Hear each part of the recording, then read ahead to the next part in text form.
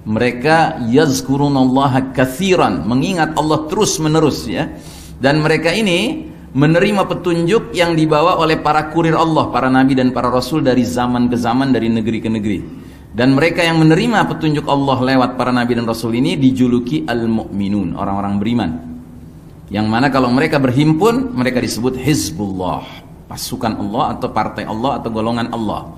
Dan jika mereka istiqamah hidupnya di dalam mengikuti petunjuk Allah Ta'ala yang dibawa para nabi dan rasul itu, mereka akan berakhir menjadi al-ghalibun, orang-orang yang meraih kemenangan.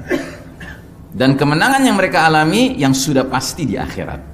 Kalau di dunia kadang menang, kadang kalah ya. Jadi kita harus ingat Pak, orang beriman itu tidak mentang-mentang dia orang beriman lalu di dunianya pasti menang terus, tidak Pak ya. Kayak kita lah sekarang, kita hidup di babak keempat perjalanan sejarah umat Nabi Muhammad SAW ini babak dimana kita babak belur Pak ya kan? Itu realita, nggak usah lah kita bohongin diri sendiri dengan mengatakan wah umat Islam sedang berjaya sekarang.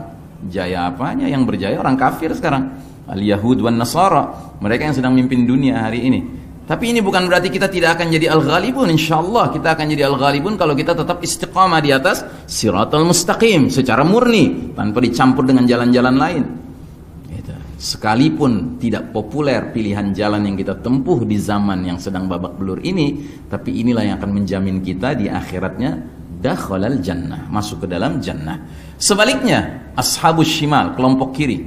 Kelompok kiri, sentral kehidupan mereka adalah iblis dengan bala tentaranya syayatin, para syaitan-syaitan itu. Nah, iblis dan syaitan dalam menyesatkan umat manusia itu menggunakan kaidah ekonomi juga. Sesedikit mungkin biaya, tenaga, sebesar mungkin hasil gitu. Maka caranya bagaimana? Mereka tidak datangi orang per orang, satu persatu, tidak Pak. Tapi mereka cari siapa simpul di masyarakat yang bisa disesatkan, yang kalau dia sesat nanti dia bisa menyesatkan yang lainnya. Jadi sistem apa? MLM ya. Ya sistem MLM gitu. Nah simpul-simpul ini namanya apa? Para taghut ya, pihak yang melampaui batas ya. Mereka melampaui batas, terutama yang punya apa? Yang punya kekuasaan. Yang punya kekuasaan melampaui batas ya. Contoh fenomenalnya digambarkan dalam Al-Quran yaitu pada diri Fir'aun.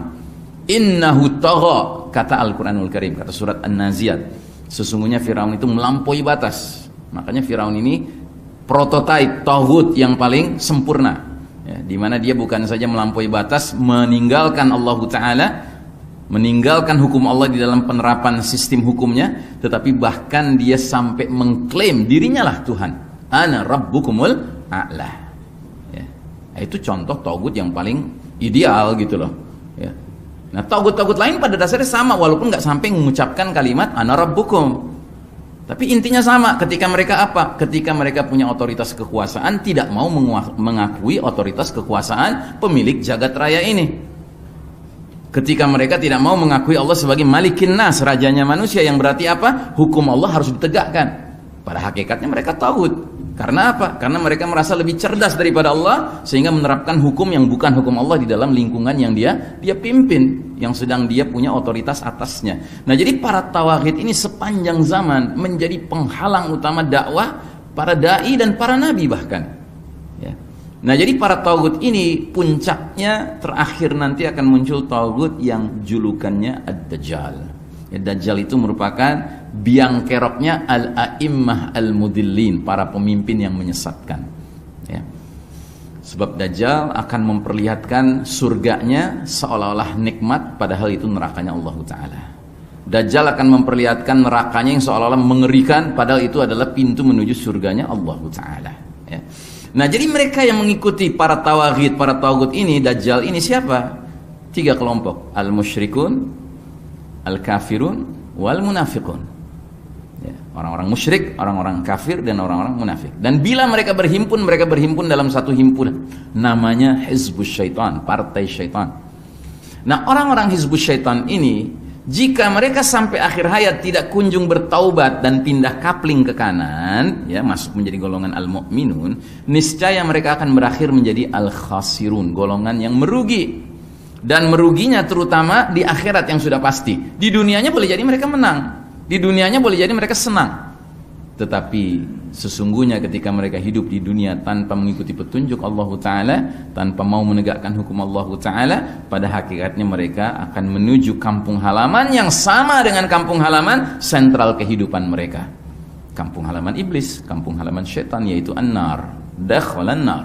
Nah karenanya sejarah mencatat sepanjang zaman para nabi itu yang mengajak kepada dakwah tauhid selalu dihalang-halangi oleh para tawaghit ini. Nabi Nuh alaihissalam penghalang utama dakwanya siapa? Pemuka kaumnya. Nabi Ibrahim alaihissalam penghalang utama dakwanya siapa? Namrud, penguasa zalim di wilayah dan negerinya dan zamannya. Nabi Musa alaihissalam penghalang dakwah tauhidnya yang paling utama siapa? Firaun, penguasa zalim di zaman dan wilayahnya. Nabi Muhammad SAW penghalang utama dakwanya siapa? Ya para pemuka agama pemuka kaum di Mekah, Abu Jahal, Abu Lahab dan konco-konconya. Sebagaimana Nabi Isa alaihissalam nanti penghadang utama dakwanya adalah Dajjal, tetapi Dajjal akan dibunuh oleh Isa alaihissalam. Nah jadi karenanya seluruh Rasul diabadikan dalam surat An-Nahl ayat 36 menyampaikan pesan yang sama, Pak. Walaqad ba'atsna fi kulli ummatin rasulan an ya'budullaha wajtanibut taghut. Dan sesungguhnya kami telah mengutus Rasul pada tiap umat menyerukan kalimat yang sama. Apa itu? Sembahlah Allah semata dan jauhilah taghut itu. Taghut itu syaitan dan siapapun yang berpihak kepada syaitan. Ya. Bahkan dalam surat Al-Baqarah ayat 256, persis satu ayat setelah ayat kursi, karena urusan taghut ini banyak urusan dengan kursi, Pak. Ya. Diletakkannya persis satu ayat setelah ayat kursi. Allah mengemukakan kunci keselamatan urwatil wusqa, berpegang pada buhul tali yang amat kuat. Kata Allah dalam ayat itu tersebut, faman yakfur bittaghuti wa yu'min billahi faqad istamsaka bil urwatil wusqa lam fisama laha. Karena itu barang siapa yang ingkar kepada taghut dan iman kepada Allah, sungguh dia telah berpegang kepada buhul tali yang amat kuat yang tidak akan putus.